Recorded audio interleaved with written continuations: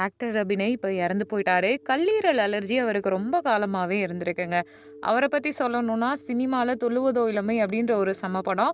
அவர் hero மாதிரி இருப்பாரு. தனுஷ் அவர்கள் கூட கண்ணுக்கு தெரிய மாட்டாரு. நெறைய பேர் அவர் தான் கியூட் அப்படிலாம் சொல்லியிருப்பாங்க. ஸோ அந்த படம் முடிஞ்சதுக்கு அப்புறமா 10, 15 ப்ரொடியூசர் வரிசையா வீட்டு வாசல்ல வந்துட்டு கட்டு கட்டா பணம் குடுத்து அட்வான்ஸ்ல அவர புக் பண்ணியிருக்காங்க. பட் இவருடைய அம்மாவ பொறுத்தவரைக்கும் அவங்க சொல்லியிருக்காங்க. மலையாளத்தில அவங்களுமே ஃபேமஸான ஆக்ட்ரஸா இருந்தவங்க தான். முதல்ல கதைய கேளு. அதுக்கப்புறமா டிசைட் பண்ணலாம். இது செட் ஆகுமா? இல்ல தேவை இல்லையா? அப்படின்னு சொல்லி புரிய வைக்க ட்ரை பண்ணியிருக்காங்க.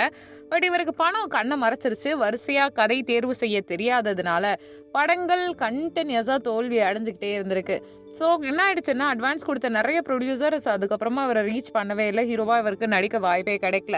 என்னடா இது லைஃபே போயிடுச்சா? அப்படின்ட்டு அவர் உட்கார்ற மாதிரியான ஒரு மோசமான நிலைமை வந்துருச்சு. அம்மாவும் இறந்து போறாங்க. அம்மா இறந்து போனதுக்கு அப்புறமா இவருக்கு வாய்ப்புகள் கிடைக்கவே இல்ல. குடும்ப வறுமை. சில வாட்டி மாடலிங் ஏதேதோ பண்ணிட்டு இருக்காரு. ஆனா கடைசி நிமிஷத்துல இவருக்கு என்ன நடக்குது? இவர சுத்தி என்ன நடக்குதுன்னு ஒண்ணுமே புரியல. உடல்நல கோளாறு ஏற்படுது. ஃபேமிலி இவருக்குன்னு சுற்றம் எதுவுமே இல்ல. கடைசி காலத்துல அம்மா உணவகத்துல சாப்பிடுற நிலைமைக்கு வந்துடுறாரு. அந்த சமயத்துல ஒரு ஃபேமஸான ஆக்டருக்கு ஃபோன் பண்ணி இந்த மாரி கஷ்டப்படுறேன்னு சொன்னா, அந்த ஆக்டர் எல்லாத்தையும் கேட்டுட்டு ஃபோன கட் பண்ணிட்டாராம். இவருக்கு உதவி பண்ணது யாரு அப்டின்னா, ஆரம்பத்துல விஜய் சேதுபதி. அதுக்கப்புறம் பார்த்தீங்கன்னா, பாலா. வீட்டு வாடகை கட்டுறது, அவர பார்த்துக்கிறதுன்னு எல்லாமே பண்ணியிருக்காங்க. அப்படியே போக போக அடுத்த கட்டத்துல பார்த்தீங்கன்னா, தனுஷ் அவர்களுமே உதவியெல்லாம் பண்ணியிருக்காங்க. அவர் இறந்ததுக்கு தனுஷ் போனதா இருக்கட்டும், சுத்தி நடக்கிற விஷயங்கள் எல்லாத்துமே நம்ம கண்ணு முன்னாடி நடந்துட்டு இருக்கு.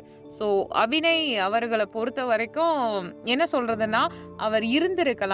ஆனா சினிமா நன்றி கெட்ட உலகம். பெருசா யாருக்கும் எந்த உதவியும் செய்யாது.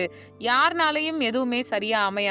இப்படித்தான் இருக்கும் அப்படின்னு சொல்லிட்டு, நெறைய நெகட்டிவான விஷயங்கள்லாம் இன்டர்வியூல சொல்லியிருப்பாரு. அதுக்கு தகுந்த மாதிரி தான் கல்லீரலுக்கு 2 நாள் கழிச்சு அவருக்கு டோனர் கிடைக்கிறதா இருந்துச்சு. சர்ஜரி பண்ண போறதா இருந்துச்சு. ஆனா கடைசி நிமிஷத்துல அறுவை சிகிச்சை பண்ணாமலே இறந்து போயிட்டாருங்க.